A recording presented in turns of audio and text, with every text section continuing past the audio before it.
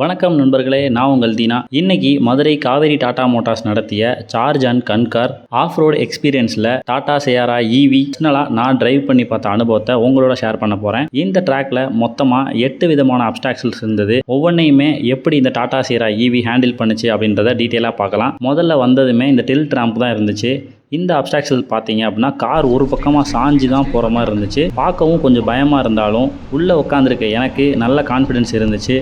பாடி ரோலாக இருந்தாலும் வெஹிக்கிள் ரொம்பவுமே ஸ்டெபிலிட்டியாக இருந்துச்சு. அதை முடிச்சுட்டு அப்படியே மேலே வந்ததும் அடுத்ததாக ஆர்டிகுலஸ் ரேம்ப்புன்னு சொல்லக்கூடிய இந்த ஒரு வேலை ட்ராவல் பண்ணணும். ஒரு சைடு வீல் மேலே இருக்கும் அண்ட் ஒரு சைடு வீல் கீழே இருக்கும். இந்த மாதிரி ட்ராக்ல சஸ்பென்ஷன் ஃப்ளக்ஸ் மற்றும் வீல் ஆர்டிகுலேஷன் எப்படி வேலை செய்யுதுன்றதை சோதிச்சு பார்ப்பாங்க. ஸோ அது மாதிரி தான் இன்றைக்கி நம்ம இந்த இடத்துல போய் பார்த்தோம். இதுலேயுமே ரொம்ப ஸ்மூத்தாக ஹேண்டில் ஆச்சு. அண்ட் அதுக்கப்புறமா மோகல்ஸ் அப்படின்னு சொல்லக்கூடிய அந்த ஒரு மாதிரி அன்ஈவன் டெரைனில் தான் ட்ராவல் பண்ண வேண்டியது இருந்துச்சு. இதில் பார்த்தீங்க அப்படின்னா தொடர்ச்சியாக மேடு பள்ளமாக தான் இருக்கும்.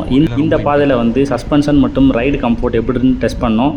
கேபினுக்குள்ளே அதிகமான ஜர்க் இல்லாமல் கம்ஃபர்டபுளாக இருந்துச்சு. அண்ட் வீடியோவில் வெளியில் பார்க்கும்போது தான் தெரிஞ்சு எனக்கு அந்த ஒரு வீல் ஏர்லையாக போயிட்டு இருந்துச்சு. ஏதாவது ஒரு வீல் ஏரில் இருக்க மாதிரி தான் இருந்துச்சு. ஸோ பார்க்கவே பயங்கரமாக இருந்துச்சு. பிளைன் ட்ராக்கில் ஓட்டியிருக்கோம், பட் சின்ன சின்ன அப்ஸ் அண்ட் டவுன்ஸில் ஓட்டியிருப்போம். பட் இந்த மாதிரி ஒரு ட்ராக்கில் ஓட்டினது எனக்கு ரொம்பவே நல்ல எக்ஸ்பீரியன்ஸாக இருந்துச்சு. அண்ட் வெளியில் வீடியோ பார்க்கும்போது தான் தெரிஞ்சிச்சு நம்ம இந்த மாதிரியாக ஓட்டியிருக்கிறோம் வண்டியை அப்படின்றதே. அண்ட் அதை முடிச்சுட்டு நெக்ஸ்ட்டு யூ டர்ன் பண்ணி அண்ட் அடுத்ததாக ரிப்பிள் ட்ராக்.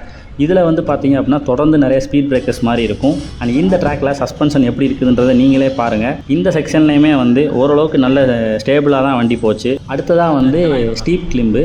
இதில் பார்த்தீங்க அப்படின்னா இது ஒரு பெரிய ஏற்றமான ஒரு பிளேஸு. இதில் நம்ம எலக்ட்ரிக் மோட்டாரில் இன்ஸ்டண்ட்டாக டார்க் கொடுக்குறனால எந்த விதமான ஸ்ட்ரகுலும் இல்லாமல் போகுதான்றதை தான் இங்கே டெஸ்ட் பண்ணோம்.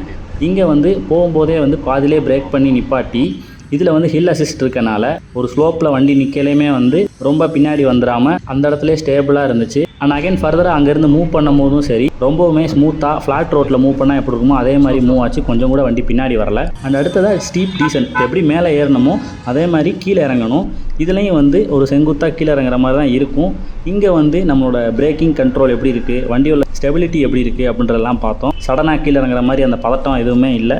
ஓரளவுக்கு ஸ்மூத்தாக தான் இருந்துச்சு. இந்த வீடியோ பார்த்துட்டு இருக்க நீங்கள் யாராவது இந்த மாதிரி வெஹிக்கிள் வச்சிருந்து இந்த மாதிரி எக்ஸ்பீரியன்ஸ் உங்களுக்கு இருந்துச்சு, ஆன் ரோடில் உங்களுக்கு எக்ஸ்பீரியன்ஸ் இருந்துச்சு அப்படின்னா அதையும் கீழே கமெண்ட்டில் சொல்லுங்கள். மற்றவங்களுக்கும் எனக்கும் யூஸ் ஆகும். அண்ட் அடுத்ததாக எனக்கு ரொம்ப பிடிச்ச அப்டாக்கிள் இதுதான் ராக் கிரால். இந்த அப்டாக்கிள் வரும்போது காரில் இருக்க டெரைன் மோடில் ராக் கிரால் அப்படின்ற மோடை செலக்ட் பண்ணிட்டோம்.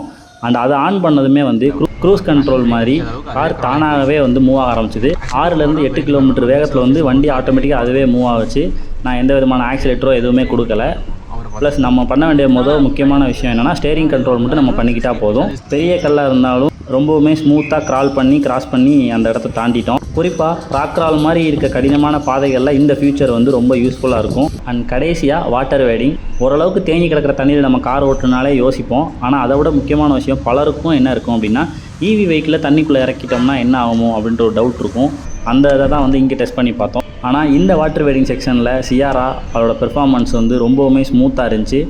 ஸ்டேரிங்கை பொறுத்த வரைக்கும் ரொம்பவுமே பட்டர் ஸ்மூத்தாக இருக்க ஒரு ரீசன்னால் நம்ம ரொம்பவுமே சேஃப்டியாக ஹேண்டில் பண்ண வேண்டியது இருக்குது. இது ஒரு எலக்ட்ரிக் எஸ்யூவினாலும் எந்த அப்டாக்கிளையும் தயங்காமல் அதோட பெர்ஃபார்மன்ஸை கொடுத்துச்சு. மொத்தத்தில் இந்த charge and conquer off road experience எனக்கு மறக்க முடியாத ஒரு அனுபவமாக இருந்துச்சு. உங்களுக்கு இதில் எந்த அப்டாக்கிள் ரொம்ப பிடிச்சிச்சின்றதை கமெண்டில் சொல்லுங்கள்.